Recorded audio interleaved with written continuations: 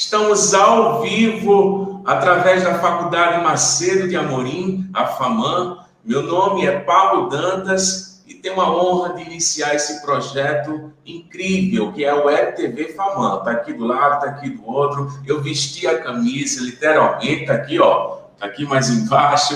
É uma alegria muito grande iniciar esse projeto incrível junto a todos os funcionários da Faculdade Macedo de Amorim, aqui em Vitória de Santo Antão. A todos o meu muito obrigado pelo convite. Esse projeto é muito importante porque nós precisamos nos aproximar da comunidade acadêmica, nós precisamos também prestar um serviço à população de Vitória de Santo Antão, da Zona da Mata Pernambucana, por que não, de todo o Brasil. Esse é o intuito da Web TV FAMAN, discutindo assuntos pertinentes, importantes para toda a população. Hoje nós vamos bater um papo com o professor Pedro Espíndola, que eu vou falar já sobre ele, com ele, mas o assunto é direitos humanos no Brasil atual. Muito bacana esse assunto, certamente é uma discussão ampla a ser feita a respeito disso. É um orgulho imenso estar iniciando esse projeto. Eu estou um pouco nervoso, mas estou mais do que feliz da vida, porque a FAMAN topou esse trabalho super pertinente. Vem cá, produção, coloca aqui. Pessoal, a gente está se arrumando, né? A produção acabou de chegar com minha canequinha linda, ó. Deixa eu mostrar para vocês. Ó. Obrigado, Humberto. Tomar uma água para ficar mais tranquilo, mais calmo. A gente está iniciando essa proposta, né, na cidade e estamos muito felizes, muito contentes, né? Antes de iniciar o bate-papo, eu preciso pedir para você compartilhar. Vai lá, compartilha, coloca o dedo lá no compartilhar, divulga, certamente é um assunto de interesse geral. Manda a tua pergunta, vai aparecer aqui embaixo, ó. Vou colocar a sua pergunta aqui direcionada ao professor Pedro Espíndola a respeito desse assunto. Direitos humanos, deixa eu colocar na tela aqui, ó. Direitos humanos no Brasil atual. Tá? Qual é a sua opinião sobre esse assunto? Qual é o seu questionamento sobre os direitos humanos no Brasil atual? Um assunto mais do que pertinente agora nesse Brasil que vivemos. Sempre pertinente, né? Eu preciso dizer, antes de iniciar o nosso bate-papo, que a FAMAN está com novos cursos em sua graduação, né? Além do curso de Recursos Humanos e de Ciências Contábeis, chegou o curso de Administração e de Direito. É isso aí, a FAMAN agora com novos cursos de graduação e todos, absolutamente todos os cursos de graduação, está aqui no rodapé, ó, com até 60% de desconto. E não é só na matrícula, não, é durante o curso inteiro. E, para nossa alegria, né, o Ministério da Educação conceituou o curso de Direito com a nota máxima. Tá aí o curso de Direito da FAMAN, você que sonha em cursar Direito, você que quer cursar Direito, vem para a FAMAN, porque nós obtivemos o conceito 5, que é a nota máxima na avaliação do Ministério da Educação. Ou seja, muita novidade na FAMAN em 2020. Viu? Além de tudo, a nossa Web TV, que está chegando agora para, enfim, aumentar o nosso canal de diálogo, de divulgação junto à comunidade acadêmica, junto à população de toda a região aqui da Zona da Mata. Um abraço grande e fraterno aos alunos da FAMAN, os estudantes. Tem um grupo especial lá no WhatsApp, que é o hashtag Tamo Junto, hashtag Tamo Junto, devem estar chegando já para a gente conversar, bater esse papo aí, interagir com a gente que está aqui ao vivo na Web TV FAMAN. Eu não sou bobo, eu vou aqui no meu Facebook e já vou compartilhar essa live, porque esse programa, né, junto com os meus seguidores lá do Facebook. A gente está fazendo inicialmente nessa transmissão pelo Facebook, acredito que logo em breve a gente vai estar divulgando por todas as plataformas, né? Certamente, beleza? Já compartilhei aqui e é óbvio que eu quero conversar sobre esse assunto que a gente elencou para inaugurar a Web TV FAMAN. E o assunto é direitos humanos no Brasil atual. Para isso, eu convidei nós convidamos o professor Pedro Espíndola, que é advogado, graduado e mestre em Direito, doutorando em Ciências da Linguagem e professor do ensino superior. E eu trago ele agora ao vivo para a gente conversar com muita alegria. Professor, boa tarde. Boa tarde, Pablo. Muito obrigado por me receber. É um prazer enorme receber o senhor nessa Web TV FAMAN inaugural, nesse momento incrível para a gente aqui, apesar de toda o momento difícil que nos cerca, pandemia, coronavírus, a gente tem que tocar o barco, tem que trazer novidade, e a gente decidiu implementar o Web TV FAMAN, e é uma honra ter o senhor nesse primeiro programa. Como é que o senhor está vivendo em torno dessa pandemia aí, hein, professor? Obrigado, Pablo. Eu gostaria de agradecer também a FAMAN e a Web TV FAMAN pelo convite. Dar boa tarde a todos que estão nos assistindo agora e que posteriormente vão também assistir a gravação. É um momento difícil, desafiador para todo mundo, mas me parece que todos, em geral, estão conseguindo se adaptar a esse novo normal, né? Então falado. E, graças a Deus, eu tenho conseguido também. A gente procura sempre se manter produtivo. E é uma honra enorme para mim poder aceitar esse convite e conversar com vocês sobre um tema tão relevante, sempre muito relevante, e agora, nessa época de pandemia e de quarentena, mais ainda. Então, para mim, é uma felicidade estar aqui conversando com vocês. Professor, a gente escolheu esse assunto, direitos humanos no Brasil atual, muito pertinente para o Brasil que a gente está vivendo. Recentemente, algumas manifestações exigindo a volta do AI-5, exigindo intervenção militar, com críticas contundentes ao trabalho dos direitos humanos, de ONGs ligadas aos direitos humanos aqui no Brasil. E eu acredito que a gente deveria sim inaugurar o Web TV FAMAN tocando nesse assunto, que é difícil, mas a gente não pode correr dele. Para iniciar essa conversa, eu gostaria que o senhor esclarecesse algo mais do que óbvio, mas precisamos começar do começo. O que são direitos humanos? Perfeito, Paulo. A gente tem que compreender, me parece, a primeira coisa a respeito dos direitos humanos, que eles se tratam de uma aquisição civilizatória. Significa que a nossa sociedade, historicamente, evoluiu para padrões de civilidade, de sociabilidade, que vão sendo consolidados dentro da nossa convivência social e que tornam essa convivência melhor, tornam essa convivência mais digna do ponto de vista das relações humanas. Então, direitos humanos, a primeira coisa que a gente deve compreender é que eles tratam dessas aquisições, do que a gente conseguiu conquistar em termos de dignidade das relações humanas. Então, é algo que a gente não pode abrir mão, porque abrir mão significa que a gente está ignorando nosso passado e admitindo que um grau de dignidade que a gente já conquistou seja que a gente abra mão disso. Então, não é possível fazer assim.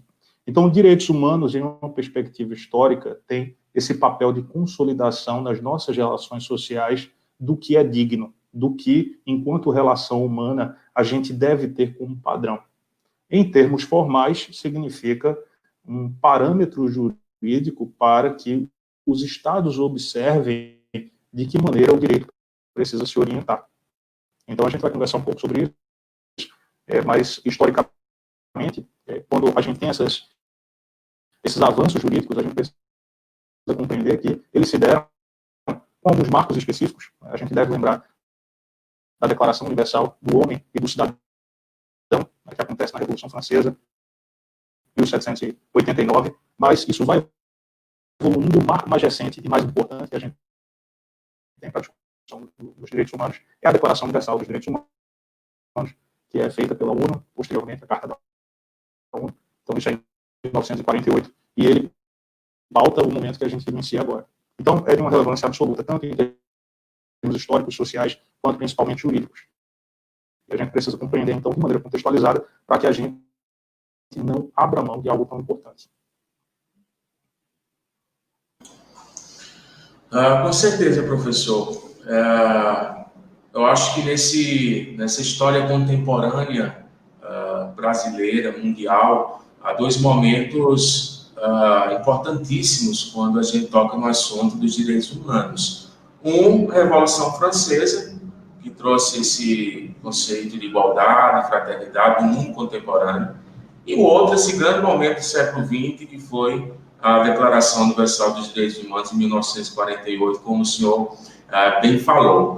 Como é que o senhor, diante desses dois acontecimentos, né, século XVIII, século XX, agora no século XXI, como é que o senhor observa a gente ter que voltar a discutir a necessidade de garantir os direitos humanos aqui no Brasil? É um retrocesso ou faz parte do diálogo democrático voltar a esses assuntos que a gente já acha que já está pronto e definido?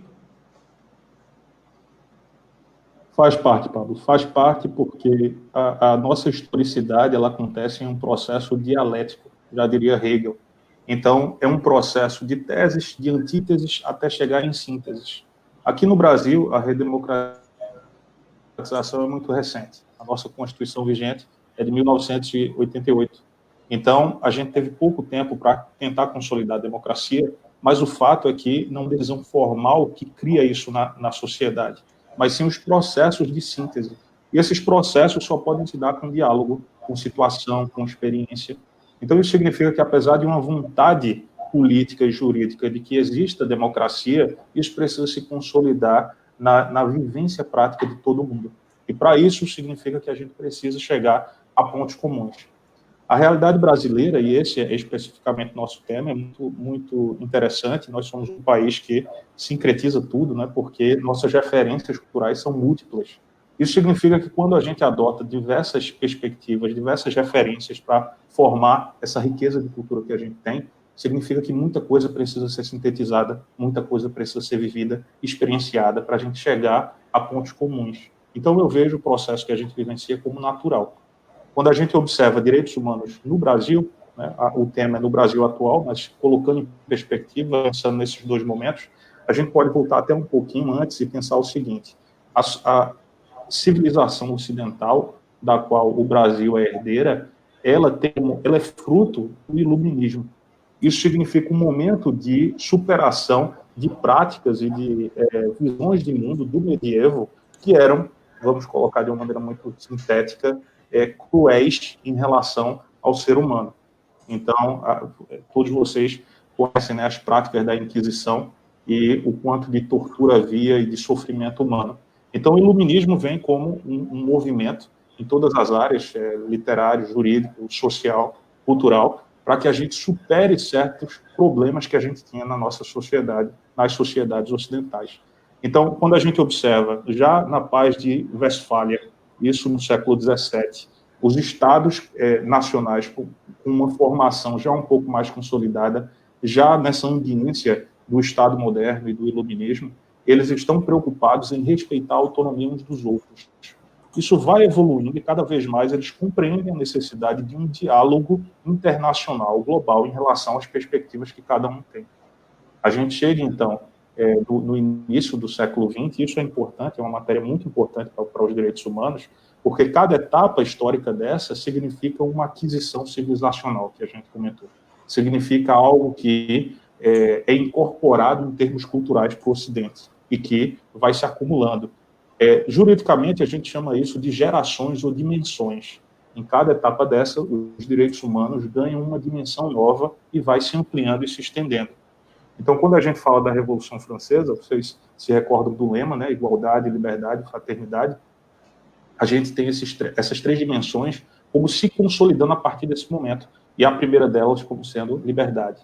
Então, os direitos que se consolidam, os direitos humanos que se consolidam por primeiro, são aqueles direitos de liberdades civis, de liberdades políticas. Significa o Estado não vai fazer o que quiser com as pessoas. O Estado precisa ser limitado, e daí a Constituição. O constitucionalismo moderno ele é criado nesse momento com essa perspectiva de limitação do Estado, de estrutura e de funcionamento dele. Isso impacta o Brasil. A nossa primeira Constituição, enquanto país, a gente é criado só no século XIX, e isso impacta a nossa primeira Constituição, que é a de 1824. A gente já tem algumas liberdades nesse momento.